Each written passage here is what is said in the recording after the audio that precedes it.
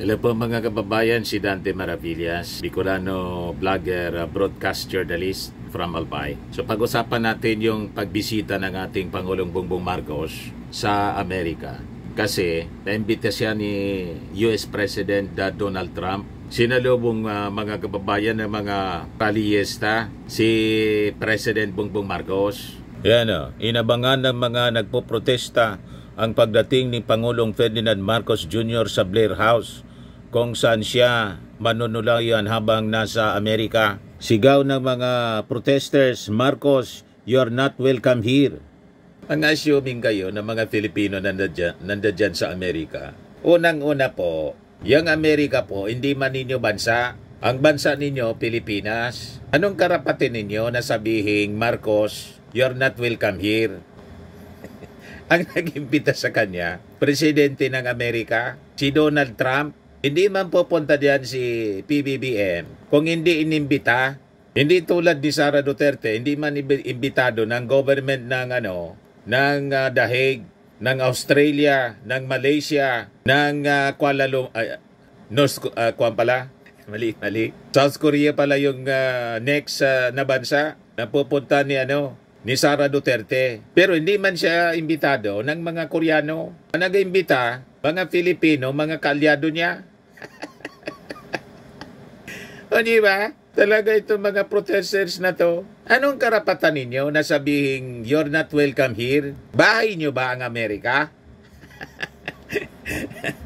Tama? Mismong kagharong, sabi nga dito sa atin, ang ibig sabihin ng kagharong dito sa amin, may-ari ng bahay. Yung mismong taga-Amerika, presidente mismo, yun ang nag-welcome sa ating Pangulong Bongbong Marcos. Kasi inimbita siya. Pagkatapos, sasabihin ninyo, "You're not welcome here." Anong karapatan ninyo na magsalita ng ganyan?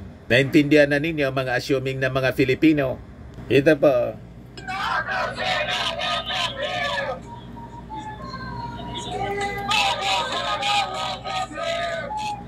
Marcos, you are not welcome here. Bakit daw na dismayado ang ilang mga nakausap nating protesters kung bakit hindi nababanggit sa mga press release o sa mga press conferences ng DFA at maging ng Pangulo kung ano ang balak niya sa tinatawag nilang immigration crisis umano o yung mga pagde-deport ng libo-libong Pilipino mula dito sa Amerika pauwi sa ating bansa. Hindi lamang ng mga Pilipino, ngunit maging ng mga ibang immigrants na walang walang kaukulan na dokumento para manatili dito sa Estados Unidos. Inaasahan na parating na si Pangulong Ferdinand Marcos Jr. ngayon dito sa Blair House kung saan siya manunuluyan at magko-convene siya ng isang briefing kasama ang kanyang mga miyembro ng gabinete bago sila dumiretso sa Pentagon bukas ng umaga para sa isang meeting kasama si US Defense Secretary Pete Hegseth at gayon din si Secretary of State Marco Rubio. So yan po yung report ng ABS-CBN. Yung dating mga grupo po, Bayan USA, mga militant po na anti-Marcos, anti-USA. Pero nandyan sila sa Amerika, Bayan USA. Yan, hindi natin maintindihan dito sa mga taong ito. Kontra kayo sa Amerika, pero nandyan kayo sa Amerika. Gano kayo dyan sa Amerika? Para salubungin lang yung ating Pangulo at sabihin, "You are not welcome." Bakit? Kayo may-ari ng Amerika. Dumayo lang kayo dyan. Yung mismong leader ng Amerika, si Trump, inimbita nga yung ating Pangulo. Pagkatapos, kayo yung may lakas ng loob na magsalita, "Marcos, you are not welcome here." Anong klase mga pag-iisip ninyo yan? Wala kayong karapatan na magsalitang hindi welcome. Kasi unang-una, Amerika yan. Hindi man kayo taga dyan. Kaya wala kayong karapatan na magsalita ng ganyan. Ang may karapatan na magsalita ng ganyan si Trump. Pero sabi ni Trump, dito ka niya. Bumisito ka niya dito sa amin. Welcome ka rito. In fact, mga kababayan, yung ating Pangulo, doon mismo, pinatuloy mga kababayan sa Presidential Guest House. Sa Blair House, mga kababayan. So welcome na welcome yung ating Pangulo. Kita ninyo ang poging-poging Pangulo natin, Paano hindi welcome sa Amerika? Sabi dyan, President Ferdinand Marcos Jr. arrived in Washington, D.C. on Monday morning, Manila time, to negotiate a possible reduction and U.S. tariff rates imposed on Philippine goods. Marcos will meet with U.S. President Donald Trump during his 3-day visit, marking the first time an ASEAN leader has met with Trump since his comeback in the White House. Sabi ng ating Pangulo sa kanyang departure speech, may top priority niya is to push for greater economic engagement, lalo na through trade in investment between the Philippines and America. I intend to convey to President Trump and his cabinet officials that the Philippines is ready to negotiate a bilateral trade deal that will ensure strong, mutually beneficial, and future-oriented collaborations that only the United States and the Philippines will be able to take advantage of. So aside from the economic issues, Marcos and Trump are also expected to discuss ways to enhance defense cooperation in maritime security, as well as efforts to maintain regional stability amid evolving geopolitical challenges. So unang kakausapin ng ating Pangulo, si U.S. Secretary of State Marco Rubio and si U.S. Defense Secretary Pete Hegseth ngayong araw na to. Welcome siya ng mga officials ng Amerika. Pagkatapos yung mga kapwa natin Pilipino na wala mang karapatan na magsalita ng "You're not welcome here", yun pa yung may lakas ng loob na magsigaw-sigaw dyan sa Amerika. Na ano kayo? Maya-iya kayo sa kulay ninyo? Buwelo kayo rito na magsalita sa Pilipinas? Hanggang dyan ba naman sa Amerika? Yung mga kalukuhan ninyo, dala-dala pa ninyo dyan, at assuming kayo na magsigaw-sigaw, hindi welcome yung ating Pangulo. Kayo nga, na mga anti-US, anti-Marcos, welcome dyan. Diba? Kasi kung hindi kayo dyan welcome, diniport na sana kayo rito. Welcome kayo din dyan, kahit hindi kayo inimbita. Bigla na lang kasi yung sumugo dyan para magsigaw-sigaw. Ano nangyayari sa inyo? Anyway, demokrasya Kaya inayaan sila mga kababayan na magsigaw-sigaw. Pero kailangang ipaliwanag natin dito na wala silang karapatan na magsabi ng ating Pangulo hindi welcome kasi hindi man sila taga dyan. Tama po? At ang ating Pangulo, welcome na welcome kasi inimbita mismo ng Presidente ng Amerika, ni Trump. So yung ating Pangulo patuloy na nagtatrabaho para sa kaayusan at progress ng ating bansa. Habang si Sara Duterte patuloy ng paninira sa ating Pangulo. Sinabi ni Sara Duterte, yung ating Pangulo daw, kunwari mabait. Yan sabi niya, mga kababayan doon sa harap ng ICC sa Dahig, kunwari mabait. Sara Duterte accuses Marcos of faking kindness, colluding with ICC on Rodi arrest. Yung tatay niya mismo nagsabi na si PBBM mabait na tao. Di ba niya pinaniniwalaan yung tatay niya mismo? Gusto ninyo marinig? Ito si Digong. Makipag-away kay Marcos. Ayaw daw niya makipag-away. Let me state this again and again and again. Si Marcos mabait na tao. Alam mo, makilala mo si Marcos, hindi makapatay ng langaw. Hindi makapatay ng langaw? Totoo yan. Hindi siguro kaya. Sinungaling ba yan? Yung mag-init ang ulam.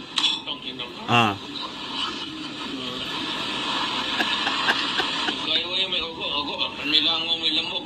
Hindi makapatay ng langaw? May lamok? Sabi ni Digong mismo, tatay niya. Yung ideas ba na lumalabas? Asawa niya, pinsan niya. Sila lang ito. Kaya napakasinungaling ni Sara Duterte. Pati yung kanyang tatay, hindi pinaniniwalaan. Mismong si Digong nagsabi, napakabait ni PBBM. Hindi makapatay ng lamok o langaw yan.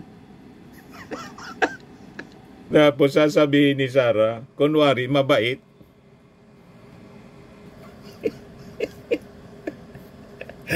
O di ba, mga kababayan? Kaya mali itong sinasabi ni Sara. The Vice President said Marcos has only been pretending to be a kind leader, all the while pulling the strings behind key government moves, including the arrest of former President Rodrigo Duterte and his turnover to the ICC. By acting low-key, Marcos wanted to be viewed differently from his father, the late dictator, Ferdinand Marcos. Sabi po ni Sara, nagkukunwari siya na mabait. Gusto niya ipakita sa lahat ng mga tao na mabait ako, pero dahil presidente ka, manggagaling pa rin sa iyo ang utos. Dahil lahat yan, alam ko na yan. Alam ko ang trabaho sa gobyerno. Lahat yan magtatanong, may approval ba ito ni Inday Sara? Hindi gagalaw yan kung walang approval yan ng ulo. She said during the Free Duterte rally over the weekend. So kung ganon, di tama. Kayo talaga yung responsible ng lahat ng mga maling paggastos ng confidential funds. Without your approval, hindi yun mangyayari po. Yung mga piatos. O, di ba? Huli ka ngayon sa bibig, sa sarili mong bibig. So parang inadmit mo lang ng lahat ng nangyayari sa Office of the Vice President, including piatos, kayo yung may utos na dapat talaga ninyong panagutan. Yan ang linya ng reasoning ninyo, argumento. Hindi gagalaw kung walang approval yan ng ulo. Kaya hindi siya weak leader para sa akin. Ang basa ko sa kanya, gusto niyang ipakita na mabait siya na Marcos. Hindi siya tulad nung kanyang tatay. Hindi siya yung Marcos na diktador. Ang kanya ay low-key. Ang kanyang gustong i-project sa ating lahat. O ngayon, inadmit na ninyo na hindi weak leader yung ating Pangulo. Buti naman. Sabi ng inyong mga aso na mga DDS vloggers, ang ating Pangulo, weak leader, kuting ang tawag ni Marlica. Kuting. At kayo yung strong. Maisog, strong, sidigong yon. Pagkatapos kayo. Kaya nga matapang kayo, pinagbanta ninyo mismo yung ating Pangulo, si First Lady, saka si Martin Romualdez. O ngayon, anong inabot ninyo? O diba? So aminado kayo ng ating Pangulo, hindi weak. Kung hindi weak, di ang ibig sabihin strong. Yun ang opposite ng hindi weak. So sinasabi ninyo, low-key lang. Tama yun, na low-key sana yung ating Pangulong Bongbong Marcos. Hindi lang nagsasalita. Kasi nga po, ang masalita, ang maraming salita, walang gawa. Ang hindi nagsasalita, yan ang maraming gawa. Tama pa? Binigay siya ng administrasyon ni Marcos. Ginamit ng Kontsaba ang ICC at ang administrasyon ni BBM. Gamitan tayo dito. Kailangan nyo ng kaso. Kailangan namin palayasin yan dito. Kasi talong-talo na kami sa politika. Nagagamitan sila. Paano talong-talo sa politika yung Marcos? Na yung Marcos po, presidente. Kayo, Vice President. Hindi man kayo tumakbong Pangulo kasi takot man kayong tumakbo despite na yung tatay ninyo, presidente noon. Kung sino nakaupong Pangulo, yan ang panalo. Kaya malabo yung statement po ninyo, Sara, na talong-talo na kayo. Paano naging talo? Ang susunod na i-deliver si Bato. Pero in-interview si Bersamin. Nilinaw ni Bersamin, wala pa man niyang nilalabas na warrant of arrest laban kay Bato. Pero anya, kung halimbawa may lumabas na, parehas anya yung gagawin namin tulad kay Digong. Klarado na po. Ang mga ganyan pong salita ay para kumalma lang siya, wag munang magtago. Binawi po niya, wala pa man niya. Tinanong lang niya ako ng QDO News in interview kung anong gagawin. Pero wala pa man niyang warrant of arrest. Ang mga ganyan pong statement, mga pangitain po.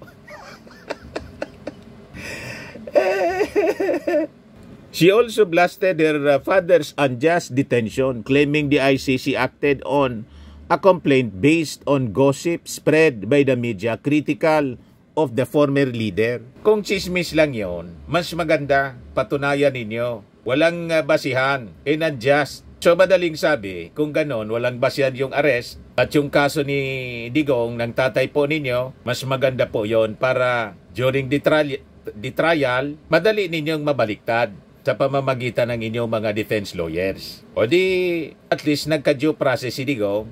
Kung mapapatunayan na wala talagang ebidensya laban sa kanya, di makakalabas siya sa detention cell.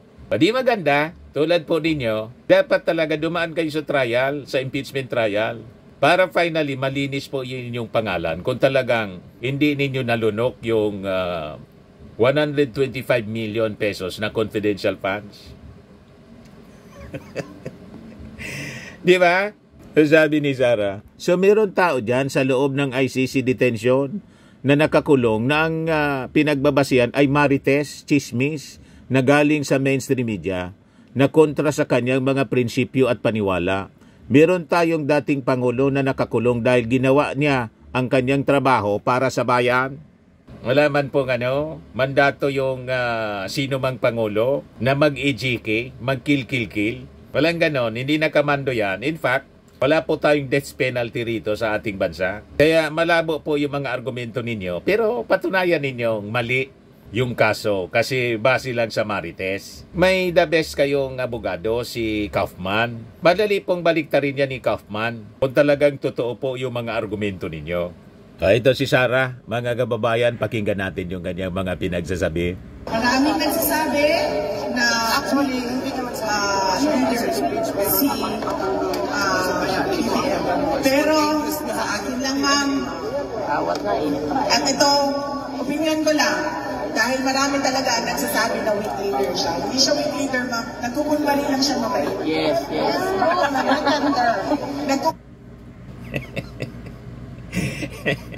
Nagising na kayo ngayon.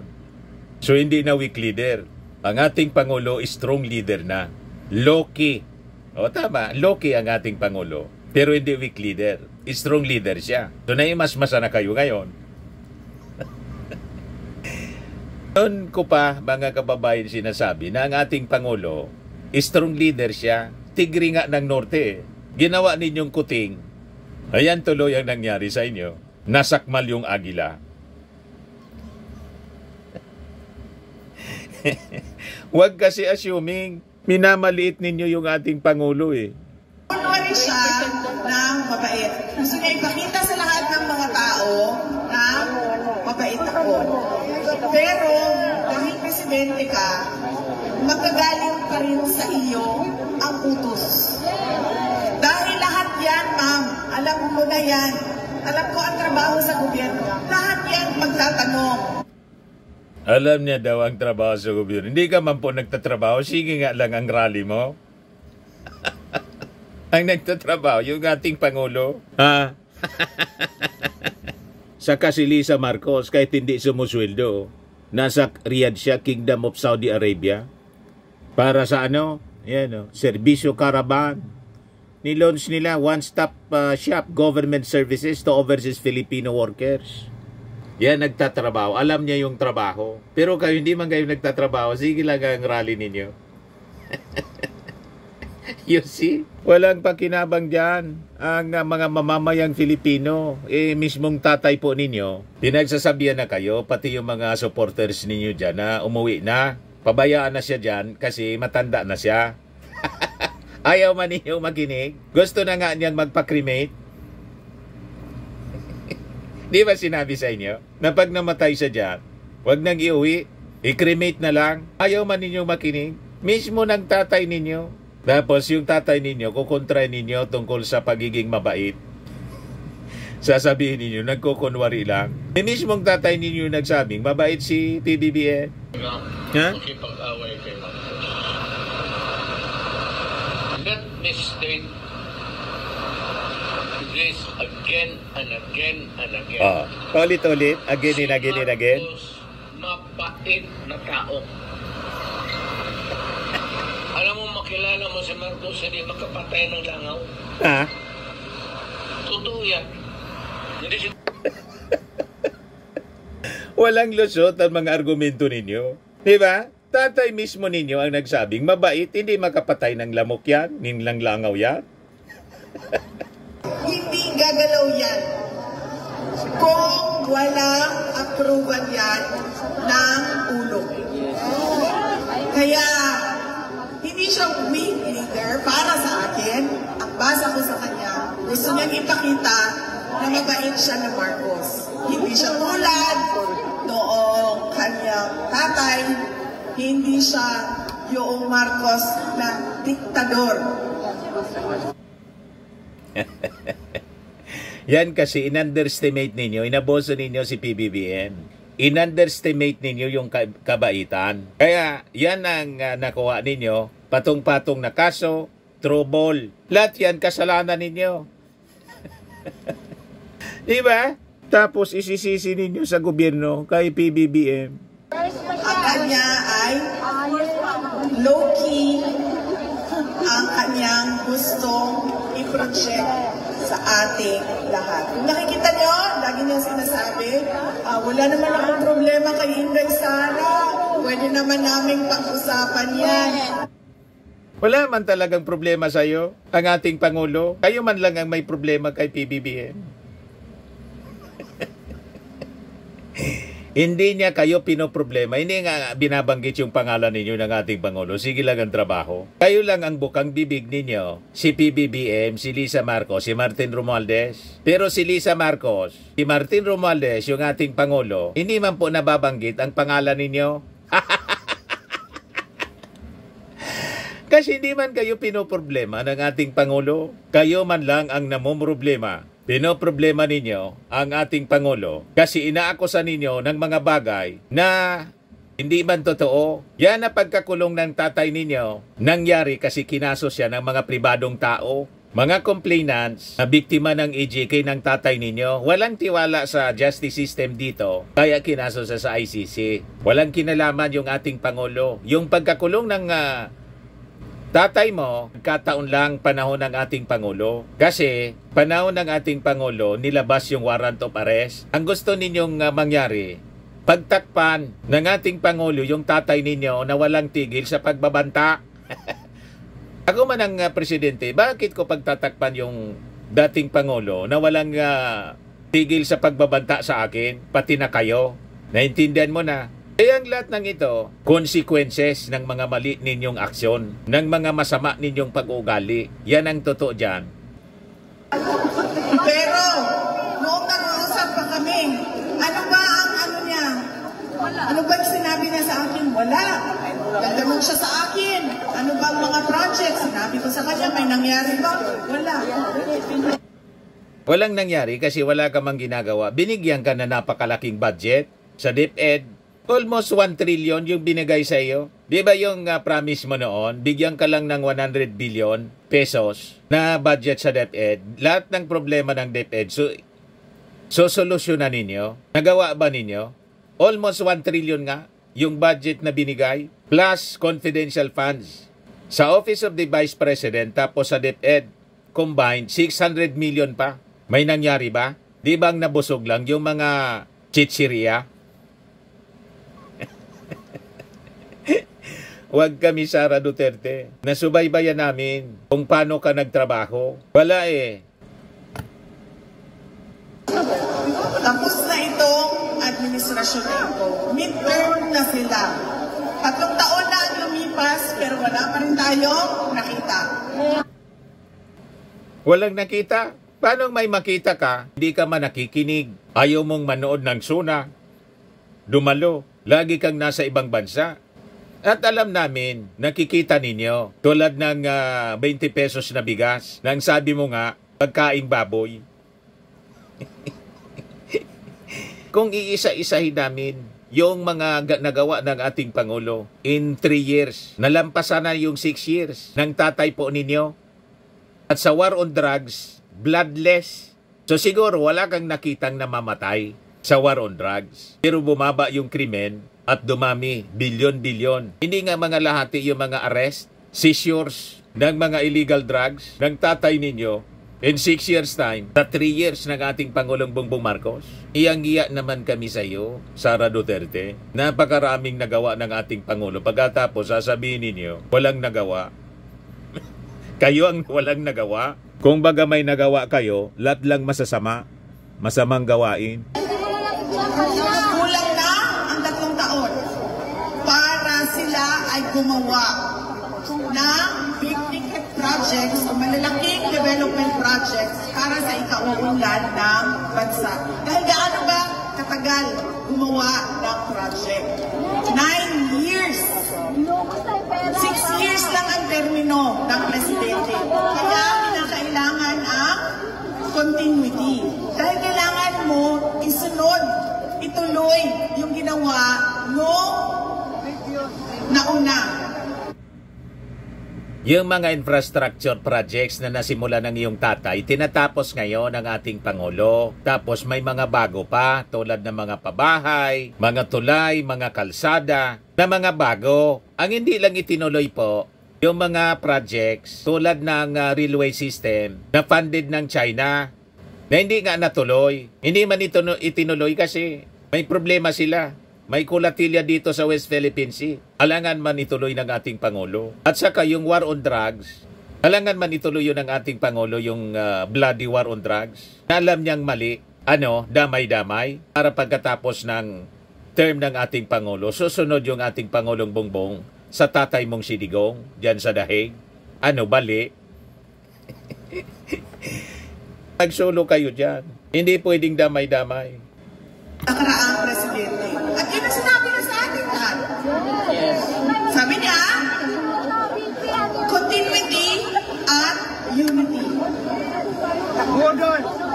Pero dahil low-key, kunwari mabait ako na tao, ganon ang kanyang pinapakita sa atin lahat. Yung speech niya, ni Sara Duterte, isa lang yung description ko noon, nonsense.